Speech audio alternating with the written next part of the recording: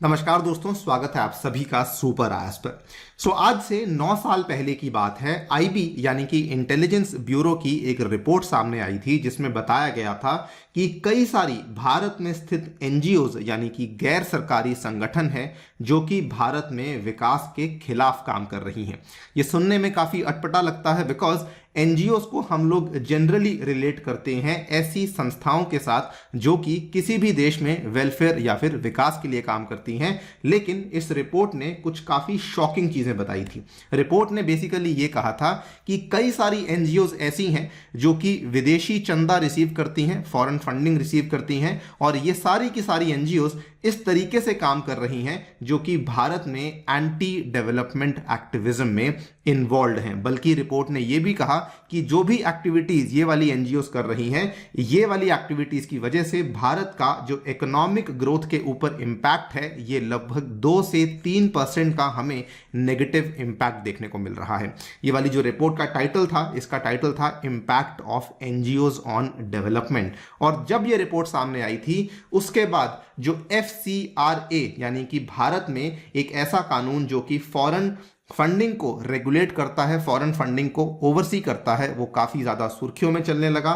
और आज उसी FCRA के चलते एक बड़ा फैसला लिया गया है। हमारे गृह मंत्रालय के द्वारा, मिनिस्ट्री ऑफ होम अफेयर्स के द्वारा एक जाना माना थिंक टैंक, दिल्ली में स्थित थिंक टैंक है CPR, जिसका नाम है सेंटर फॉर पॉलिसी रिसर्च, जो कि 5 दशकों से चलता आ रहा थिंक टैंक है। 1973 में इसको एस्टैब्लिश किया गया था। उसके लाइसेंस को रद्द कर दिया गया है, सस्पेंड कर दिया गया है, और साथ ही में आयकर विभाग के द्वारा उसको शो कॉज नोटिस भी दिया गया है रिगार्डिंग वेरियस टैक्स एग्जेम्पशंस। तो हम लोग सबसे पहले तो FCRA के बारे में बात करेंगे, किस तरीके से कानून को लाया गया, किस तरीके से कानून काम करता है, और ये वाला जो CPR का जो ये लाइसेंस सस्पेंड किया गया है इसके पीछे क्या रीजनिंग दी गई है। आइए शुरू करते हैं दोस्तों मेरे साथ। मेरा नाम है अनिरुद्ध। यदि आप लोग मुझे फॉलो करना चाहते हैं, लेक्चर की PDF को डाउनलोड करना चाहते हैं, तो यहां पर दिए गए टेलीग्राम चैनल के माध्यम से आप लोग ऐसा कर सकते हैं। ऑल्सो आपको बताना चाहूंगा कि अगर आप लोग अपनी 2023 की प्रीलिम्स की तैयारी को लेकर सीरियस हैं तो आपके लिए एक dedicated current affairs crash course हम लोग लेकर आ चुके हैं, जिसमें कि आपके लिए हम लोग पिछले 1 साल के करंट अफेयर्स और उसके साथ जुड़ा हुआ स्टैटिक कंटेंट कवर करवाते हैं। इसका जो टोटल कॉस्ट है that is only and only 1299 rupees. अगर आपने इसको एनरोल नहीं किया है, इसका लिंक नीचे डिस्क्रिप्शन में है, आप वहां जाकर के इसमें एनरोल कर सकते हैं। ऑल्सो 2023 के विद्यार्थियों के लिए एक स्पेशल डिमांड पे साइंस एंड टेक MCQs की मैराथन सीरीज को लेकर आ रहा हूं, जो कि कंप्लीटली फ्री ऑफ कॉस्ट होने वाली है। ये मार्च महीने में आपका पूरा चलने वाला है। ये आपके सारे के सारे साइंस एंड टेक के सब्जेक्ट्स बेसिकली इस सीरीज में कवर करवाए जाएंगे। इसमें भी एनरोल करने के लिए मैं नीचे आपको डिस्क्रिप्शन में इसका लिंक अवेलेबल करवा दूंगा। ऑल राइट, ये बात है इमरजेंसी की। जब भारत में इंदिरा गांधी की सरकार थी उस समय बेसिकली सरकार को यह लगने लगा था कि बहुत सारी जो विदेशी शक्तियां हैं, जो फॉरेन पावर्स हैं, वो इंडिया के अंदरूनी मामलों में दखलंदाजी कर रही हैं। वो भी किस तरीके से? जो इंडिया में फंक्शन करने वाले गैर सरकारी संगठन थे, जो इंडिपेंडेंट ऑर्गेनाइजेशंस थे, वो बेसिकली उनमें पैसे को पंप इन कर रही थी। और यह समय काफी सेंसिटिव था बिकॉज ये समय था कोल्ड वॉर एरा का, जिस टाइम पूरा विश्व जो है वो 2 गुटों में बटा हुआ था। एक तरफ सोवियत थे, एक तरफ अमेरिकी थे, और सोवियत्स की कोशिश ये थी कि हम ज्यादा से ज्यादा कंट्रीज को हमारी तरफ करें। अमेरिकियों की कोशिश भी ये थी कि हम लोग ज्यादा से ज्यादा कंट्रीज को हमारी तरफ करें। तो इसी सब चीजों से बचने के लिए इंडिया, उस समय की बात है 1976 में, हमने पहली बार एक नया कानून पेश किया जिसका नाम था फॉरेन कंट्रीब्यूशन रेगुलेशन एक्ट। इसको एनैक्ट किया गया था गवर्नमेंट के द्वारा। इस कानून को पेश करने के पीछे जो मेन हमारा उद्देश्य था वो यही था कि we wanted to regulate the foreign donations to associations so that वो इस तरीके से फंक्शन करें which is consistent with the values of a sovereign democratic republic. मतलब कि हम कोई भी संस्था को ऐसे फंड्स यहां पे नहीं लाने देना चाहते हैं जो कि कहीं ना कहीं हमारे कॉन्स्टिट्यूशनल गोल्स के खिलाफ जाता है। इतना ही नहीं, इस कानून के द्वारा कई सारी बंदिशें लगाई गई कि कोई भी अगर इलेक्टोरल कैंडिडेट है, कोई भी अगर पॉलिटिकल पार्टी है, जज है, MP है, या इवन कार्टूनिस्ट है, वो भी फॉरेन कॉन्ट्रीब्यूशंस को एक्सेप्ट नहीं कर पाएगा। कार्टूनिस्ट को क्यों इंक्लूड किया गया? आपने कई बार आपने देखा होगा, अगर आप लोग डेली न्यूज़पेपर पढ़ते हैं तो उसमें कई सारे कार्टून्स आपको देखने को मिलते हैं और वहां पर वो कई सारे कार्टून्स कई बार ऐसे होते हैं जो कि पॉलिटिकल पार्टीज को या फिर करंट गवर्नमेंट पॉलिसीज को टारगेट कर रहे होते हैं अपने एक अलग तरीके से, अपने एक सरकास्टिक तरीके से। तो इसीलिए कार्टूनिस्ट को भी इंक्लूड किया गया था। Suggest that one of the intent was to clamp down political dissent during the emergency. खैर, ये वाला कानून तब पास कर दिया गया था। इसमें बहुत साल तक कोई भी बदलाव देखने को नहीं मिला, लेकिन सन 2010 में जाकर जब भारत में यूपीए 2 गवर्नमेंट चल रही थी, उनके दौरान इसमें एक नया संशोधन पास किया गया। They passed a new foreign contribution regulation act 2010। वो बेसिकली जो एक्ट था उसमें इन्होंने क्या किया, it is not just a amendment, इसमें इन्होंने पुराने वाले एक्ट को कंप्लीटली बदल ही दिया था, क्योंकि पुराने वाले एक्ट में काफी सारी कमियां थी, बहुत पहले बना हुआ था और इसीलिए एक नया कानून लाया गया था। इसमें भी इन्होंने वही किया। The act prohibited acceptance and utilisation of foreign contribution और फॉरेन हॉस्पिटैलिटी, कोई भी ऐसी गतिविधियों के लिए जो कि नेशनल इंटरेस्ट के खिलाफ हो, नेशनल इंटरेस्ट के लिए डेट्रीमेंटल साबित हो रही हो, वो वाला बेसिकली कानून लाया गया था। ये कानून अगेन चलता रहा, लेकिन इसमें सबसे बड़े जो बदलाव लाए गए थे वो आज से 3 साल पहले, अगर आपको याद होगा, सितंबर 2020 में जो करंट गवर्नमेंट चल रही है 2020 में इन्होंने एक नया यहाँ पे एक्ट पेश किया जिसमें कि बड़ी बड़ी अमेंडमेंट्स को पेश किया। तो ये FCRA 2010 वाला कानून था, उसमें बड़े लेवल पे, बड़े पैमाने पे अमेंडमेंट्स को पेश किया गया। It made several changes to the existing act, for example making it mandatory for office bearers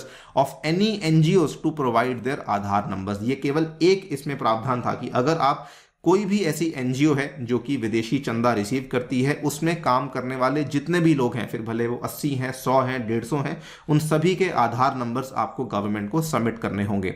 इसके अलावा इन्होंने कहा it also gives the government the power to hold a summary inquiry to prevent an organisation from using foreign funds from 180 days. अगर मतलब लगता है, अगर government को कोई शक होता है कि ये वाली जो एनजीओ है ये भारत के नेशनल इंटरेस्ट के खिलाफ काम कर रही है, तो उस केस में उस ऑर्गेनाइजेशन के ऊपर प्रतिबंध लगाया जा सकता है कि आप आने वाले 180 दिनों के लिए कोई भी फॉरेन फंड को एक्सेप्ट नहीं करेंगे। आप यहाँ पे देख पाएंगे ये वाला जो डेवलपमेंट है हमें 2020 में देखने को मिला।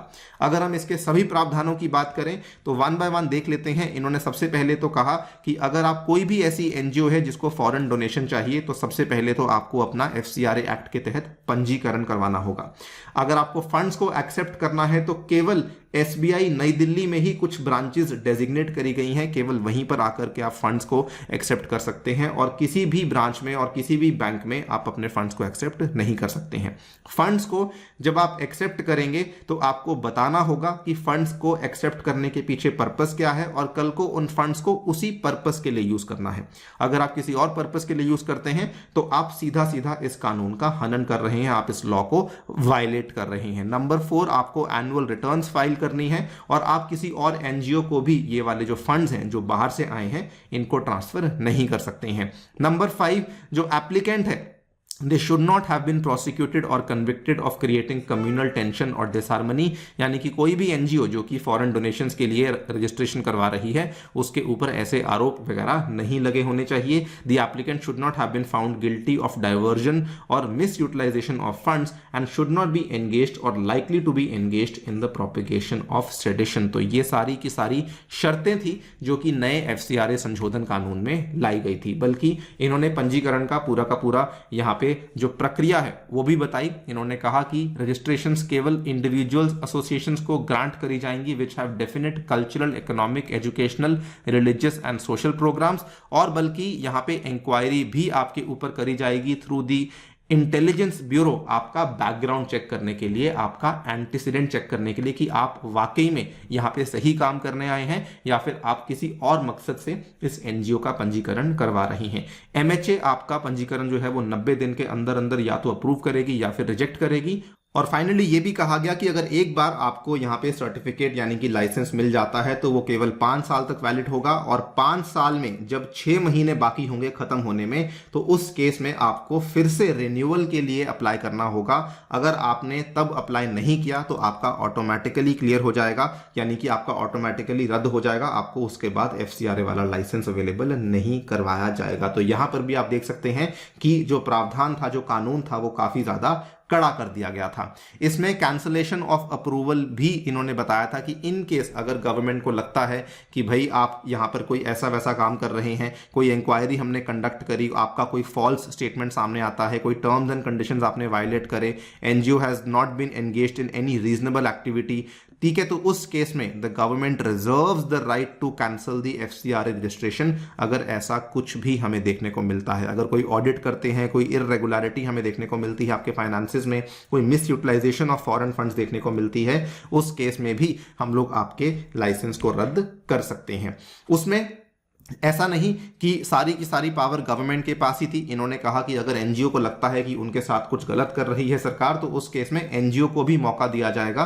दे will be given a reasonable opportunity of being heard and once the registration of NGO is cancelled it is not eligible for re registration for at least 3 years. जो भी फैसला सरकार करती है, आप उस फैसले के खिलाफ याचिका दर्ज कर सकते हैं उच्च न्यायालय में, हाईकोर्ट में, तो आपके पास बेसिकली एक और वे आउट भी दिया गया है। तो कहीं ना कहीं एक बैलेंस बनाने की कोशिश करी गई है।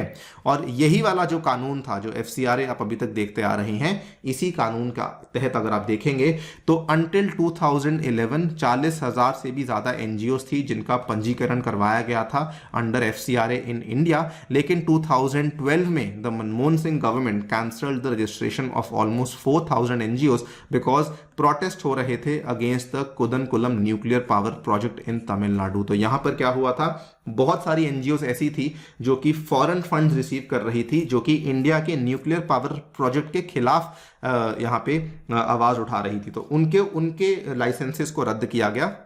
और बल्कि उसके बाद भी आप देख सकते हैं कि ओवर द पास्ट 7 ईयर्स, जब से नरेंद्र मोदी गवर्नमेंट पिक्चर में आई है, they have cancelled the registration of more than 16,700 NGO, जिसमें से 10,000 के आसपास जो कैंसलेशंस हैं वो तो केवल 2015 में ही हुई थी। तो ये जब 2014 में आईबी वाली रिपोर्ट सामने आई, तो इसके इमीडिएटली बाद 2015 में 10,000 के आसपास हमें कैंसलेशंस देखने को मिली थी और overall 16,700 cancellations already Narendra Modi government के तहत हो चुकी हैं। अब उसी कानून के चलते सीपीआर, जो कि मैंने आपको बताया दिल्ली में बहुत लंबे टाइम से चलता आ रहा थिंक टैंक है, आपने आई एम श्योर इसके कई सारे आर्टिकल्स पढ़े होंगे, इंडियन एक्सप्रेस में आते हैं, द हिंदू में आते हैं, जो यहाँ पर काम करने वाले लोग हैं उनके द्वारा लिखे हुए आर्टिकल्स आते हैं, एडिटोरियल्स आते हैं। तो उस सीपीआर के लाइसेंस को सस्पेंड कर दिया गया है। अब सीपीआर की कहानी को समझें वेरी ब्रीफली, तो इनके पास इनकम टैक्स का एग्जेम्पशन स्टेटस दिया गया था 2027 तक under the section 12A of the income tax act. लेकिन होता क्या है, पिछले साल सितंबर 7, 2022 को आयकर विभाग के द्वारा सीपीआर में एक सर्वे कंडक्ट किया जाता है, जिसमें कि इन्होंने बहुत बड़े लेवल पे डॉक्यूमेंट्स को कलेक्ट किया और डेटा को कलेक्ट किया। जब इन्होंने इन डॉक्यूमेंट्स को कलेक्ट किया, उसके इमीडिएटली कुछ ही टाइम के बाद दिसंबर 22, 2022 को एक शो कॉज नोटिस इशू किया जाता है by the IT department to the CPR, ये कहते हुए कि CPR was in violation of being involved in activities जो कि they were not in accordance with the objects and conditions subject to which it was registered. यानी कि आपने कानून का हनन किया है, जिस ऑब्जेक्टिव के साथ आपने अपने आप को रजिस्टर करवाया था वो वाला काम आप लोग यहाँ पे नहीं कर रहे हैं। वैसे तो इसमें बहुत सारी बातें कही गई हैं, लेकिन इन्होंने कुछ कुछ इन एलिजिबल एक्टिविटीज को लिस्ट डाउन किया है, जो कि मैं आपको बताने वाला हूं। सबसे पहले इन्होंने कहा कि funds to the tune of almost 10.19 crore from the Namati environmental justice programme आपको मिले हैं। और ये वाले जो फंड्स हैं, आप इन फंड्स का जो इस्तेमाल कर रहे हैं, you are using it to file litigation and complaints instead of carrying out any research और एजुकेशनल एक्टिविटी। तो पहली प्रॉब्लम तो ये है कि आप इन फंड्स का इस्तेमाल किसी और चीज के लिए ही कर रहे हैं। उसके बाद आईटी ने यह भी कहा कि जो सीपीआर है, this was involved in the Hasdeo movement. जो हसदेव मूवमेंट थी वो बाय द वे वो वाली मूवमेंट थी जो कि एक्टिविस्ट ने लॉन्च करी थी against coal mining in the Hasdeo forest of Chhattisgarh through the Jan Abhivyakti सामाजिक विकास संस्था। और आपने क्या किया कि बहुत सारा पैसा जो आपके पास रिसीव हुआ है वो आपने इस जन अभिव्यक्ति सामाजिक विकास संस्था को ट्रांसफर कर दिया है, जिसमें से जो टोटल पैसा इस संस्थान के पास आया है उसमें से 98% तक का पैसा है वो डायरेक्टली सीपीआर के द्वारा ही दिया गया है। और ये भी जो पैसा आपने दिया, this was not in pursuance of its approved objectives. तो ये इन्होंने दो बड़ी बड़ी बातें कही हैं। इसके अलावा इन्होंने ये भी कहा कि बहुत सारे आपके संस्था में काम करने वाले लोग हैं जिनके द्वारा इनकम टैक्स रिटर्न्स को फाइल नहीं किया गया है, जिनके द्वारा बहुत सारे ऐसे काम किए गए हैं जो कि जो खर्चे सीपीआर अपने ऊपर दिखा रही है जबकि वो खर्चे उन लोगों के होने चाहिए थे। तो ये बहुत सारी इर्रेगुलरिटीज हैं, हम लोग बहुत गहराई में नहीं जाएंगे, बट हाँ ये वाली इर्रेगुलरिटीज हैं जो कि यहां पर पेश करी गई हैं। बदले में सेंटर फॉर पॉलिसी रिसर्च का स्टेटमेंट आ गया है, थोड़ा सा ब्लर्ड है ये, लेकिन इन्होंने यही कहा है कि in light of the current MHA order we will explore all avenues of recourse available to us. Our work and institutional purpose is to advance the constitutional goals and protect constitutional guarantees. We are absolutely confident that the matter will be resolved speedily, in fairness and in the spirit of our constitutional values. तो ये statement है जो कि यहाँ पे दिया गया है। देखते हैं आगे क्या होता है, लेकिन डेफिनेटली एक बहुत बड़ा झटका है। अंडर द एफसीआरए सीपीआर के लाइसेंस को सस्पेंड किया जाना अपने आप में एक काफी बड़ी बात बन जाती है।